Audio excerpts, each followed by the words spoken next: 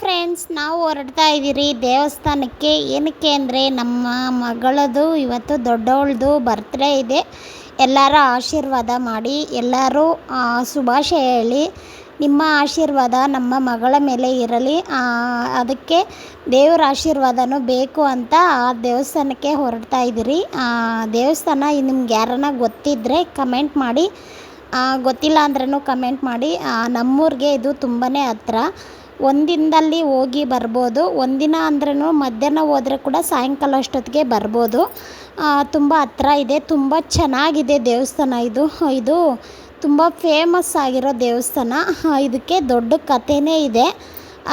ದೊಡ್ಡ ಕಥೆ ಅಂದರೆ ನೆಕ್ಸ್ಟ್ ವೀಡಿಯೋದಲ್ಲಿ ಹೇಳ್ತೀನಿ. ಇಲ್ಲಿ ಪ್ಲೇಸೂ ಅಷ್ಟೇ, ಕಾಡು ಎಲ್ಲ ತುಂಬಾ ಚೆನ್ನಾಗಿದೆ. ಈ ಸಾರಿ ಹಳ್ಳಿಯಲ್ಲಿ ಬರ್ತ್ಡೇ ಮಾಡ್ಕೊತಾ ಇರೋದಕ್ಕೆ ನನಗಂತೂ ತುಂಬಾ ಖುಷಿ ಇದೆ. ಇಲ್ಲಿ ಪೂಜೆ ಸಾಮಾನೆಲ್ಲ ತೊಗೊತಾ ಇದ್ದೀರಿ.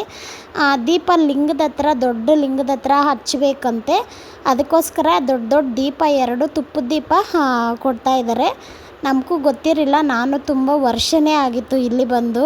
ನನ್ನ ಮದುವೆಗೆ ಮುಂಚೆ ಬಂದಿದ್ದು ಇಲ್ಲಿಗೆ.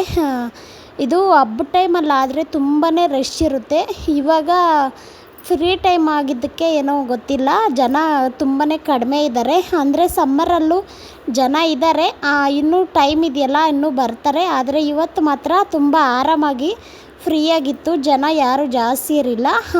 ಆದ್ರೂ ಕ್ಯೂವಲ್ಲೇ ಹೋಗಬೇಕು. ಇಲ್ಲಿ ಟಿಕೆಟ್ ತಗೋಬೇಕು. ಟಿಕೆಟು ಒಬ್ಬರಿಗೆ 10 ರೂಪಾಯಿ ಅಷ್ಟೇ. ಮಾಮೂಲಿ ಟೈಮಲ್ಲಾದರೆ 10 ರೂಪಾಯಿ, ಹಬ್ಬದ ಟೈಮಲ್ಲಾದರೆ ಎಷ್ಟಿರುತ್ತೆ ಏನೋ ಗೊತ್ತಿಲ್ಲ. ಫ್ರೆಂಡ್ಸ್, ದೀಪ ಹಚ್ಚೋದು ಮತ್ತು ದೀಪ ಬೆಳಗೋದು ಎಲ್ಲ ಒಂದು ವಿಡಿಯೋ ಹಾಕಿದ್ದೀನಿ, ಆಲ್ರೆಡಿ ನೀವು ನೋಡಿರ್ತೀರ.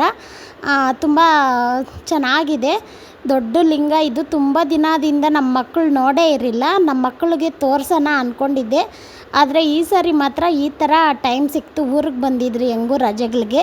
ನನ್ನ ಮಗಳು ಬರ್ತ್ಡೇನೂ ಸೆಲೆಬ್ರೇಟ್ ಮಾಡ್ತೀರಿ, ಯಾವ ವಿಡಿಯೋನೂ ಹಾಕ್ತೀನಿ, ನೋಡ್ತಾ ಇರಿ. ಇದು ನೆಕ್ಸ್ಟ್ ವಿಡಿಯೋದಲ್ಲಿ ಇದ್ರ ಲಿಂಗದ ಕತೆ ನಾನು ನೆಕ್ಸ್ಟ್ ವಿಡಿಯೋದಲ್ಲಿ ಹೇಳ್ತೀನಿ, ನೋಡ್ತಾ ಇರಿ. ಇಷ್ಟ ಆಗಿದ್ರೆ ಲೈಕ್ ಮಾಡಿ, ವೇಟ್ ಮಾಡಿ.